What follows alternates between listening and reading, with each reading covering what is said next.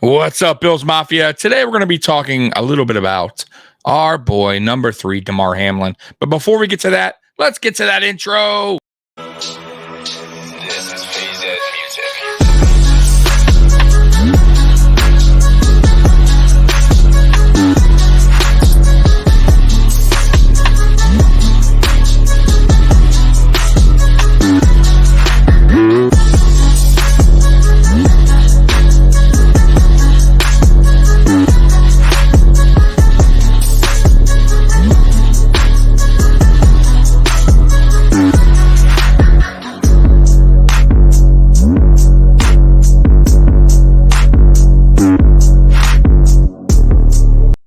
Welcome to the Mafia Sports Report. I am Tommy. Please like, subscribe, hit that notification bell because I always forget to tell you. Well, Bills Mafia, today we're going to be talking about our boy, number 3, Damar Hamlin, and what an unbelievable story this has been for this guy, man. And I want to get this little article here real quick, this short article by Bills Wire. Once again, thank you to Bills Wire for providing this article. Sean McDermott has talked about a little bit about about Damar Hamlin. And let's see what they got to say about this. Buffalo Bills safety Damar Hamlin has been through a comeback of a lifetime before getting to where he is right now. It has been a long road back for Hamlin after he suffered cardiac arrest during a Week 17 game against the Bengals.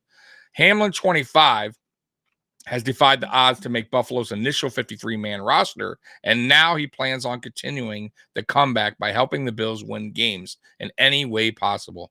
Hamlin, Buffalo's 6th-round pick in 2021 NFL draft, is currently listed as a backup safety to Jordan Poyer and Micah Hyde, so he could see some snaps whenever either of those guys need rest. One person that has been there for Hamlin since the beginning is Bills head coach Sean McDermott. Sean McDermott appeared on Good Morning Football on Wednesday, and he spoke on Hamlin's journey to making the roster despite all of the obstacles in his way. And we're going to go ahead and play this here for you guys real quick. Well, Coach, baked within your defense has become one of the most inspirational stories in the NFL, and it continues to unfold in front of our eyes, and that is the recovery of Damar Hamlin, who played this preseason. He had 9 tackles, and now he officially made your 53-player roster yesterday come 4 o'clock Eastern. Expectations for him this season? This is such an unknown for you, I'm sure, as a coach. How do you work with him and everyone surrounding his health to make sure that he is available to you to provide you significant playing time within this defense? Yeah, how awesome is that, right? I mean, what a story. Of courage and faith and just an unbelievable amount of willpower that he's displayed really to not only us, but to the country, to the world. It's just surreal in so many ways. And now we're able to have him with us here to start the season. Crazy, guys. And just what an inspiration he's been to us and many others out there and how he's approached this. And, we just can't wait to see him play this year and watch how he's going to help our football team win games. Yeah, man. I mean, unbelievable, guys. So going back to last season when that happened, guys, I didn't have any words really to say much. I mean, we went live post game, which was really no game because it happened on the Bengals' second series. In the first quarter, I mean, me and Mikey came on, like I said, and we just were. It was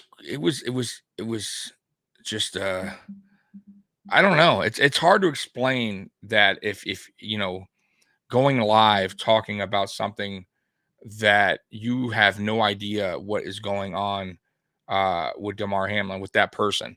If they're going to live or not. It was crazy. But I got to say, I'm glad that I went live because the amount of love from around the NFL that went on my channel that night, I had probably over 2,000 people in my stream and all around the country.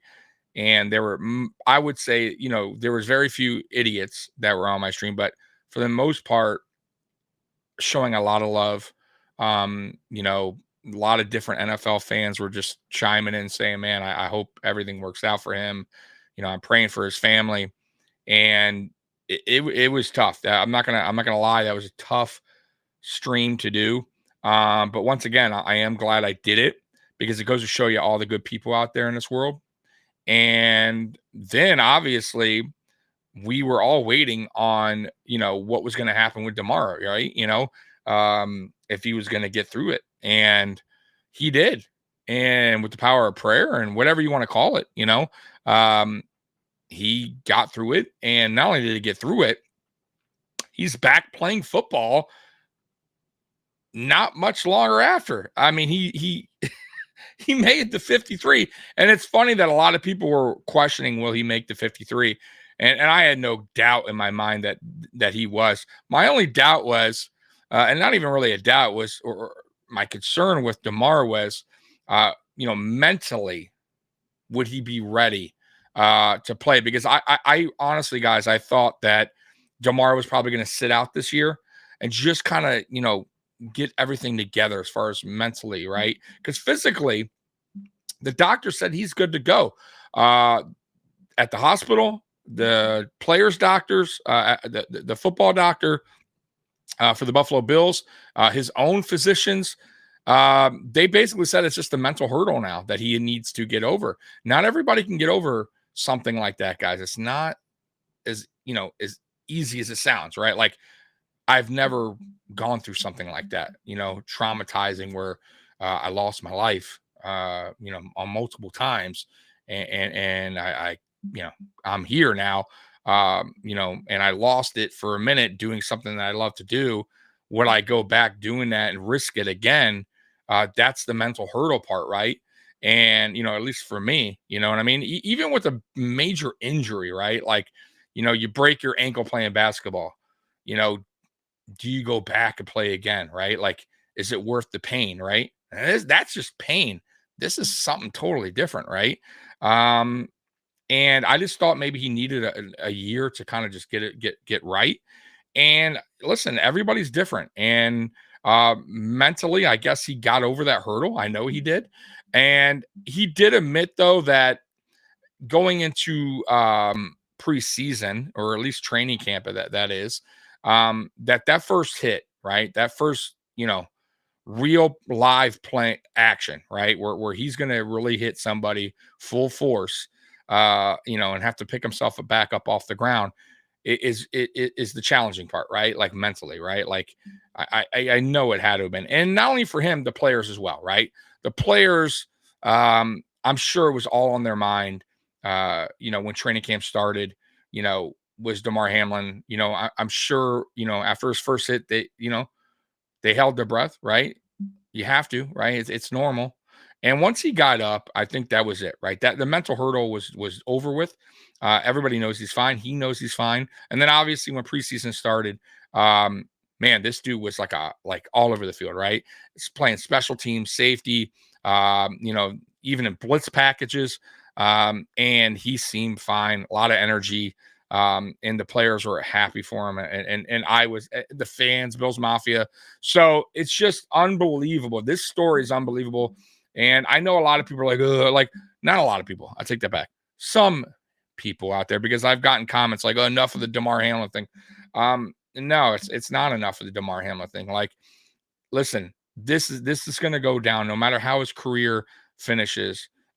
This will go down as one of the best stories ever in sports. A guy that overcame death twice, or I think even 3 times, twice on the field and once in the hospital, and winded up playing 6 months later, is unbelievable. And not only that, the amount that the things he's done with going around preaching about CPR, right? And now that's a big thing now in the NFL. Like, he's helped a lot of people too. And not only that, the charity, right? His charity helped all those kids. And of course, that goes out to everybody, Bills Mafia, NFL fans that donated to his charity. So it brought a lot of good for something that was so tragic as well. You know what I mean? So no, I don't think the story's ever going to end. It will be a story that will be told by a lot of people for years to come, right? And it should be. It should be. And man, listen, I like the guy coming out of Pittsburgh. I still think he could be a potential starter in this NFL. He's still learning. And man, nothing but respect, nothing but love for Damar Hamlin. And I'm proud that he's a Buffalo Bill. I really am. So, guys, comment below, man. What do you think about Damar? I know y'all got nothing but love for Damar. So, anyways, Bills Mafia, you know I love you. And by the way, today at 3:30, I am going to be a guest on Spears Bills Talk. And that's Jacob over there. He runs Spears Bills Talk. Do me a favor. Tune in at 3:30 Eastern time and show this dude some love. Okay. I told y'all, I did a video a while back telling y'all that anyone that gets in front of a camera on a mic, you got to give that person credit, because it's not easy to do what we do, and voice your opinion to random people, random strangers on YouTube. And I got nothing but love for people who do this. Even if like I said, even if I don't always agree with them, this doing this YouTube thing is not as easy as it sounds, right? You just don't hit a camera and go. And once again, you got to have a little bit of balls to do this. So once again, credit to Jacob over at Spears Talk. Y'all got to tune in at 3:30 and show this dude some love. Okay. So Bills Mafia, I love you. And as always, goes Bills. I'm out of here. Peace.